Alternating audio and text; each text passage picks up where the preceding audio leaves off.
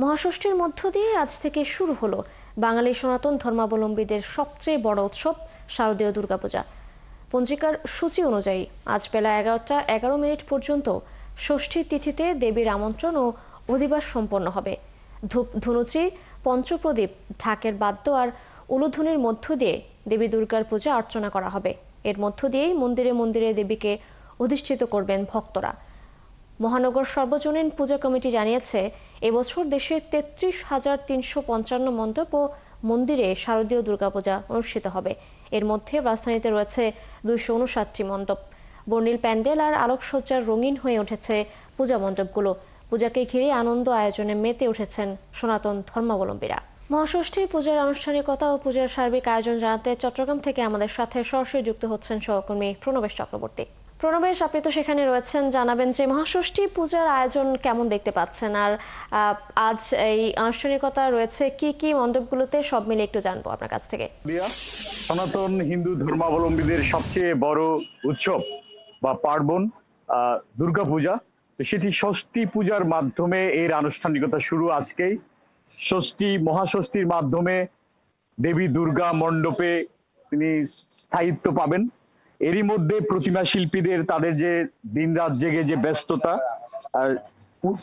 তার যে হাতের তুলির আঁচড় সেটির কাজ শেষ, মণ্ডপ তৈরিও শেষ, আলোকসজ্জা সেই কাজটিও শেষ হয়েছে। এখন মণ্ডপে মণ্ডপে দুর্গা দেবীকে তার আর 4 সন্তান গণেশ, লক্ষ্মী, সরস্বতী, কার্তিক তাদের সহ মণ্ডপে বসানো হয়েছে। সব পরিপূর্ণভাবে মণ্ডপ একেবারেই পুজোর জন্য তৈরি।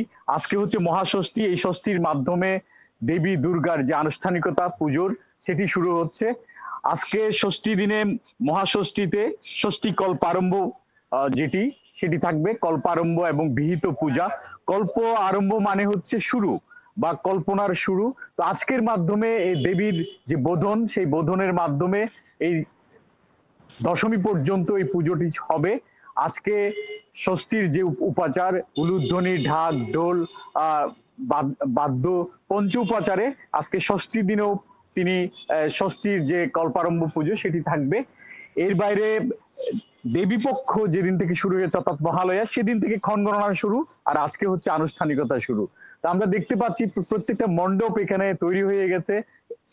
আজকে থেকে বলা যায় হিন্দু ধর্মাবলম্বী যারা, তারা উৎসাহ উদ্দীপনার মধ্য দিয়ে আনন্দ উদযাপন করবে। পুজোর যে আনুষ্ঠানিকতা সেটি তারা উদযাপন করবে এবং প্রত্যেকটা মণ্ডপে মণ্ডপে আজকে থেকে আনন্দের সমারোহ বলা যায় এবং আলো ঝলমলে মণ্ডপ তৈরি করা আছে।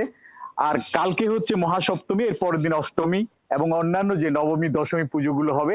দশমীতে দেবী বিসর্জনের মধ্য দিয়ে এই শারদীয় দুর্গোৎসবের সমাপ্তি ঘটবে। তো আমরা দেখতে পাচ্ছি যে এই শরতের এই যে উৎসব, তার ছোঁয়া কিন্তু প্রত্যেকটা মণ্ডপে মণ্ডপে লেগেছে এবং চট্টগ্রামে এবার 2202টি পুজো হচ্ছে পুরো চট্টগ্রাম জেলায়। এই জন্য এখানে আইন শৃঙ্খলা বাহিনী এবং কর্তৃপক্ষের পক্ষ থেকেও তারা পর্যাপ্ত ব্যবস্থা নিয়েছেন এবং যাতে শান্তি এবং সুষ্ঠুভাবে পূজাটা সম্পন্ন হতে পারে তার জন্য প্রশাসন এবং পুলিশ প্রশাসনের পক্ষ থেকে সব ধরনের ব্যবস্থা গ্রহণ করা হয়েছে। তো এখানে যারা মহানগর পূজা উদযাপন পরিষদ রয়েছেন তারাও বলছেন যে এই পুজোটা এবার সুসম্পন্ন হবে, সঠিকভাবেই সুষ্ঠুভাবেই, সেটাই তারা প্রত্যাশা করছেন। এবং ঢাকের বাদ্যে আজকে সন্ধ্যা থেকেই সন্ধ্যারতির মাধ্যমে পুজোর যে সত্যিকারের আমেজ সেটি পাওয়া যাবে। আর এই 3-4 দিন ব্যাপী সেই ঢাক ঢোলের বাদ্যে এবং পুজোর উৎসাহ মধ্য দিয়ে শরতের এই মহোৎসব, সনাতন হিন্দু ধর্মাবলম্বীদের যে মহোৎসব সেটি উদযাপিত হবে, সেটাই প্রত্যাশা করছেন সবাই। প্রণবেশ, অসংখ্য ধন্যবাদ আপনাকে যুক্ত হবার জন্য। আপনি সঙ্গে থাকবেন নিশ্চয়ই। পরবর্তীতে যখন আনুষ্ঠানিকতা শুরু হবে আমরা আপনার মাধ্যমে দর্শকদের এই বিষয়ে আরো দেখাতে চেষ্টা করব।